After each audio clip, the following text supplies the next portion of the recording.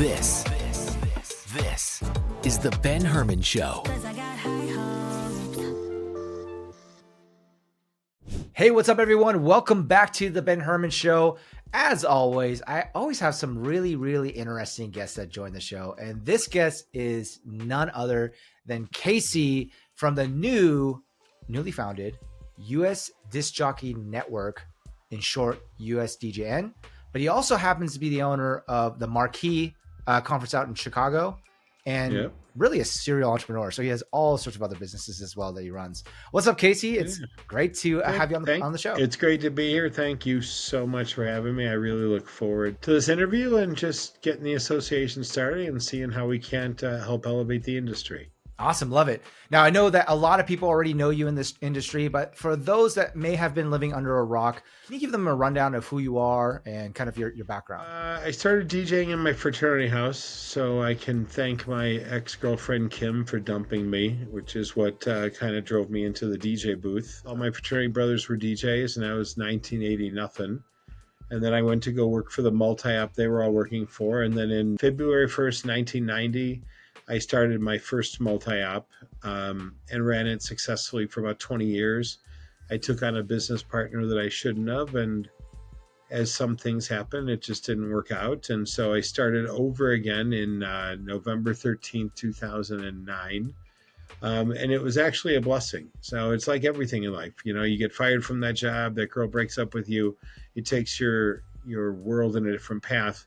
So it was at that time that I became a serial entrepreneur, that I started my DJ company, wedding production company, doing wedding shows.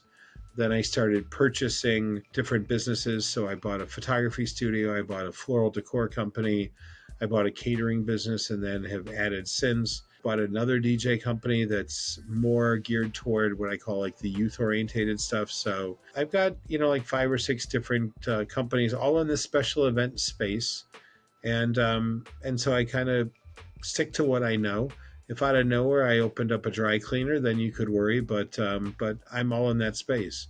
And one of the reasons that I feel like I've been able to do these things is from going to conferences and meeting industry people that have been extremely kind to me and act as mentors. And one of the reasons that, like we talked about kind of off air, that I want to do this and pursue this and help serve the industry.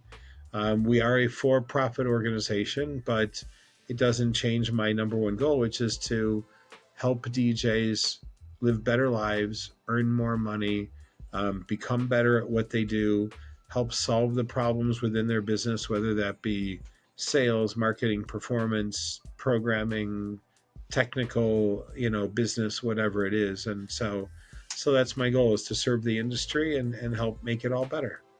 Awesome. I love where your heart comes from, and big shout out to your ex-girlfriend for really setting you on the path to shake up an industry. Yeah, you know what? I saw her like 30 years later, bumped into her at a restaurant.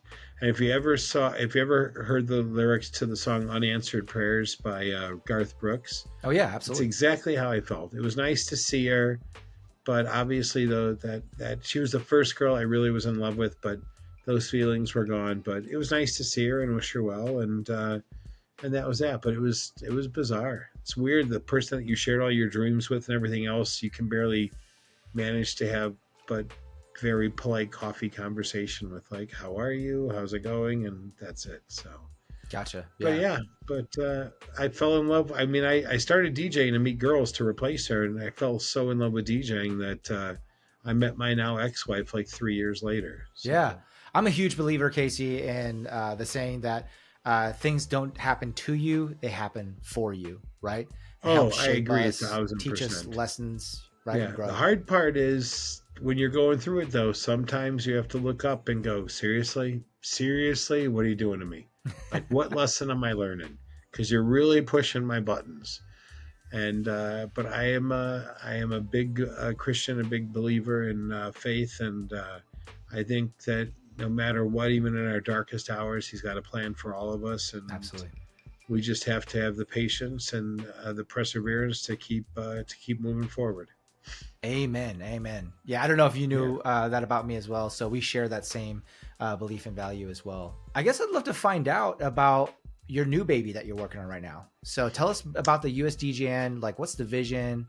What's the purpose? So the U.S. Jockey Network is a for-profit DJ association that really, my goal is to have 4 pillars. Okay. The first pillar, I believe more than anything else, is education. I think that to be the best at what you want to be, no matter what industry or way of life you're going, the more education you have on it, the better it is.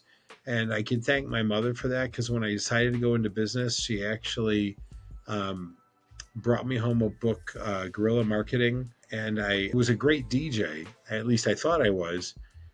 But when I went from being booked 3-4 times a week to all of a sudden I left my company, started my own, that I had no idea how to market. And I mean, I made every bad marketing mistake you could think of.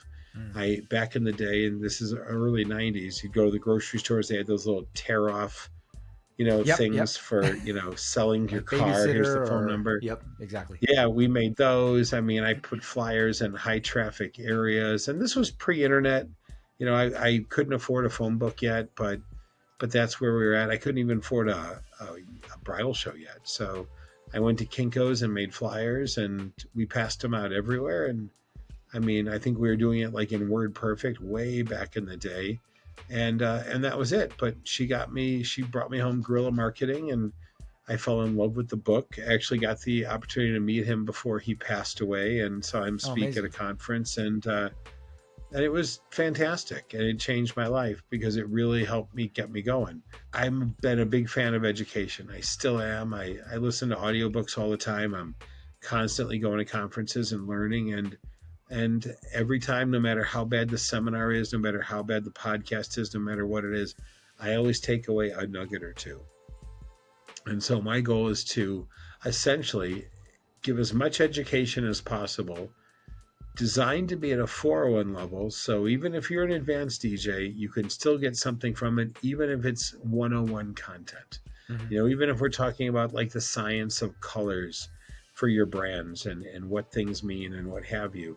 They might be things that you already know, but I'll tell you an example is I was on a podcast with David Tutera during COVID, and he talked about how he had gotten a thinking of you handwritten note during COVID from one of his vendors, just making sure that he and his husband Joey were doing okay and the kids. And he said, just getting a handwritten note from somebody meant everything, as opposed to a quick text or an email. It was just that someone took the time. And to me, I'm like, oh my God, we used to do that all the time. In fact, we used to at every single wedding, we had a congratulations card, and we would put it in the cards with all of the other wedding gifts and stuff. And we would make our DJs handwrite something unique and pleasurable about the night. Your best man's joke about the groom was just too funny. Like, great time had at your wedding. Thank you for having us. No one chicken dances like your uncle or what have you. And that was it. And it was funny.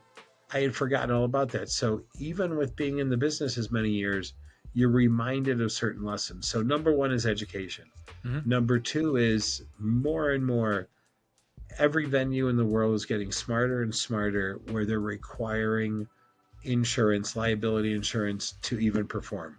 Absolutely. So we are finalizing our deal with an insurance company to have, by the time this happens, we'll have our insurance put together. So we've got we've got a gentleman that I work with that specializes in the entertainment industry and in the hospitality industry, insuring bars, nightclubs, bowling alleys, things like that. So he really understands what we're doing. So We'll have a fantastic insurance in place. The third part is discounts for all of our members. We have over 20 different vendors, from printing business cards to micro websites to Flowdesk for broadcast emailing to Start and Simple Systems, and just all kinds of different companies that are DJ direct. So big companies like Electro Voice and JBL obviously have to go through a dealer, so we can't work with them. But a lot of them that sell direct to DJs are there, and they're listed on the partnership page of our website, and they keep growing every day. And then once we hit 1,000 members, we are going to be rolling out a national advertising program using both social media and then some relationships that I have in the wedding show industry to not only push our members, but to push wedding couples into these are important things for you to consider when hiring a DJ. Here's like your top 10 list of what you should really look for reliable talent. And you should check out USDJN.com, look at our membership directory and kind of go from there. And so we're hoping to have that ready to roll out by January 1st. So I've got a lot of irons in the fire to get everything done and in place for, call it engagement season. So those are our 4 tiers. So that's where we're at, and I'm excited about it. That's incredible. Yeah, I think that it sounds like quite a lot of value that you're bringing to the DJ business owner in regards to, again, education. I'm assuming that's in regards to everything regarding the DJ world, right? So right. Business And education, but also even equipment know-how or, skill set and all that kind of stuff as well. We have a little bit of everything, depending upon what your needs are. And you've even agreed to come on as one of our webinar hosts. And so we already have webinars scheduled all the way through June of next year. So never in the history of the DJ industry has there been an association or anything like this that is forecasted so far out. So if you're thinking about, well, what's in it for me, go to the website, look at the upcoming webinar schedule, see what resonates. And I've even had a few people say, there's just too much stuff. You have too much stuff there. Well, my answer to that is it's very much like a buffet. Okay. I'm not a big fan of pot stickers, for example. All right. But let's face it, in the casino world with the buffets, there's the large Asian community that loves pot stickers. They'll go to town. Same thing, tapioca pudding. I don't want it. I don't like it. But, they go through hundreds of gallons of it a day. And so my goal is to have a buffet of education that you don't want this. You think you know everything you need to know about DMX programming or beat mixing or scratching or what have you. A perfect example is we've got world DMC champion DJ Qbert doing a scratching lesson next month, actually on his October 6th. It's his birthday. And so we're having him. You might be a wedding DJ that sees no value in it. That's okay. Just skip it and go to the next one. And the goal is to put together an educational buffet so that everybody eats very heartily when it comes to education. So love it. So that's it. Yeah, absolutely. And of course, all of our listeners, if you want to check me out on the USDJ Network webinar, it's coming up on September 22nd. And I'll be talking about how to grow your business or scale your business predictably.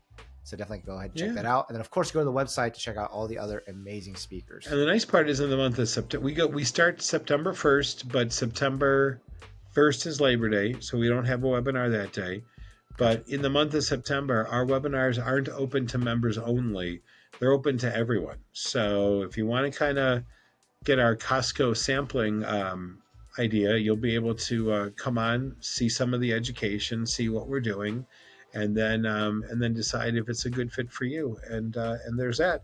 Plus, we offer not only a yearly membership, but we can also do a monthly one. So if you're not sure, if money's tight, if you're a part-time DJ and you don't want to dive in, we can help you out with a monthly membership to get your feet wet and see if this is the right fit for you. Or if, I know that when I started, everything seemed super expensive.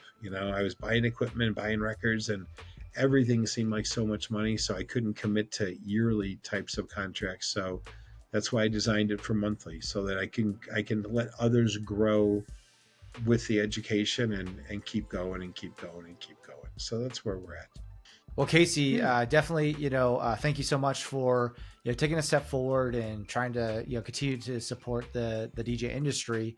And we're definitely excited to see how the USDJN grows and how it provides value to its members. And I'd love to ask you about something that's been going on. The internet sphere is a large playground that people like to share their opinions on, and there have been some opinions that have been shared that have raised some questions. And I'd love to have you share kind of your side of this, let's say, opinion, right? Not even argument, but just an opinion. So of course, with the sad passing of Hugo Drax, who was the president of the ADJA, which is another DJ association. Folks are wondering about the timing of the founding of and the launch of the United States Disc Jockey Network. In addition to also, are you trying to just take business away from the ADGA, right? Well, no, and first of all, you really can't. Okay, and here's why.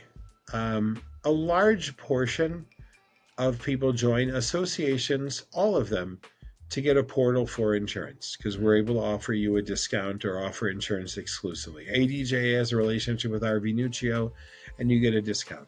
So if your only goal is to get a discount, once you sign with ADJ for a year, you'll sign with RV Nuccio for a year. So it's not a matter of me trying to steal anything. Mm-hmm. Drax was a very dear friend. Like, I spoke to him like one of my closest friends 4 or 5 times a week at times, driving to work, driving from work. He would call me driving home from somewhere, or we'd keep each other company. We roomed together at various DJ conventions. He and I were legitimately friends. For years, he told me that he wanted me to be the one that would take over the ADJA. Well, whatever happened changed, and perhaps his wife wants to sell it, and there's an attorney involved, so I was told that I would be able to bid on it, or I'd be in the running. Mm-hmm. Well, the more that I thought about it, I look at the ADJA like a 57 Chevy, okay? I can see past the imperfections of a project car to make it the way that I would want it, okay? And so that's where it is. I just decided that I'd rather start one from scratch than get into any kind of a bidding war with whoever might be interested in buying it. And I don't know, I've bought enough businesses, I don't know what challenges could be around the corner. So rather than buy a fixer-upper house, and not in a bad way, but just to make it my way, I just decided I'd rather build from scratch. And so it wasn't an easy decision, because I love the idea of carrying on the legacy. And as of the recording of this, which is August 8th, they've announced that there is a new owner. Okay, so that happened very quickly, and it was supposed to be announced sometime today. And I wish the new owner nothing but the best, because what's the worst thing that can happen? You have multiple people dedicated to bettering the industry. Mm-hmm. That's like having more clergy to help more people, or Absolutely. More charities to help more, like, there's nothing bad that can come from this. And so in my mind, I'll be Pepsi, they'll be Coke. We'll both give people cool, refreshing drinks when they need it, and have something to eat, with pizza or popcorn. And then you can decide which is a better fit for you. That's all. I mean, I have no animosity, and I understand people's loyalty to Drax, and I certainly was. I've been a member of ADJ since 1995. Drax awarded me a lifetime membership for all of the service I've done. I've served with him since 2014. I won the Peter Mary Award for my service to the industry. Our chapter, the Chicago chapter, won the 2015 Chapter of the Year Award, and I served as the chapter president there for 6 years, for what should have been a 2-year term, but that's it. And so again, it just is what it is. So the reason I did it now, though, was my goal was to have a booth at the DJX conference, which is happening this next week.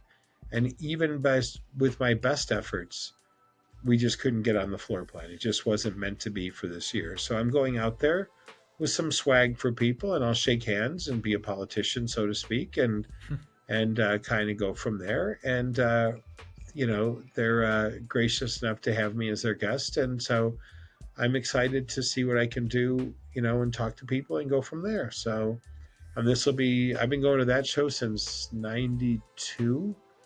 So, I mean, I'm a big, even with a competing conference, you'll see me at almost every conference. And I'm happy to say I spoke at Mobile Beat. I've spoken at MEX. I've spoken at PBX. I've spoken at DJX. I started the group DJ Think Tank. I've spoken at the BPM conference in London, the Canadian DJ shows, 2 different ones. I've spoken at NACE. I've spoken everywhere, Wedding NBA. So again, I'm a huge fan of education, and I'm a huge fan of a rising tide raises all ships. So from that aspect, for me, there's no drama. I appreciate everyone's loyalty. The thing that I find a little hypocritical is some of the people that are the most critical about my timing or intentions aren't even ADJA members. Oh, geez. So that's like me commenting on the state of affairs in Cuba. I don't know. I'm not Cuban. I don't live in Cuba. So that's that. So, but Yeah. I mean, I appreciate their loyalty, just like how I have fans that are loyal to me and friends and supporting cast members. And so that's it. Well, thanks for sharing your side of quote unquote Yeah. the story, right? Well, I thanks think for it's letting me. important so that way it hopefully ends rumors, ends speculation, because it's good to hear directly Yeah. from the source. I have no drama. I have no angst with anybody. Obviously, there's a lot of different ways to get the same result, and my way might be different than others, but everyone's trying to do the same thing. We're all trying to help each other out. That was the beautiful part before the internet. That's what really made conferences so magical. You would go. I mean, I still remember seeing the CDJ 1000s debuted at DJX. I remember seeing the DVDJs debuted with the Fat Boy Slim video with Christopher Walken in it, and Mm. I'm watching DJ DVD Unique. I can't think of his name now, and Chris P. And they're making Christopher Walken walk forward, backwards. They're scratching, and my mind is just blown away. I remember seeing the advent of, there was a product called the Beatkeeper, and the Beatkeeper is now standard. It was a standalone one rack space unit back in the CD days that was your speedometer, which is what Mm. every single controller now has. It point blank has the BPM because, You're right. again, I'm old enough to come back from the days of you beat counted your records with a stopwatch, and you pretty much did everything by ear. There was no speedometer. You didn't know how fast you did it by. You just I knew. remember that.